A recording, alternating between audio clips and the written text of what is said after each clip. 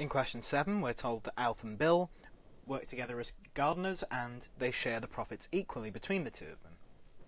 We're told they recently built a fence for a client and that Alf bought the materials for £240 and that the client paid Bill £780 for the job. We're then asked to work out how much does Bill owe Alf, given that Bill received all the money and Alf ended up buying the materials. So this is a simple enough question, but it's easy to mess up.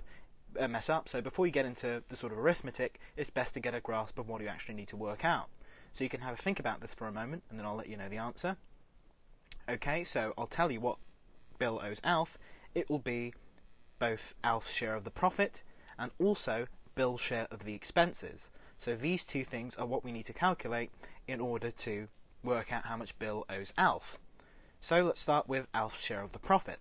So they were grossed £780 for the job, so Alf's share of that will be 780 over 2, which is £390. Okay, so we've worked that out. Moving on to Bill's share of the expenses. Well, Alf spent 240 in expenses, so that will be 240 over 2, and that's £120. So 390 plus 120 gives £510, and that's how much Bill owes Alf, which is answer option D.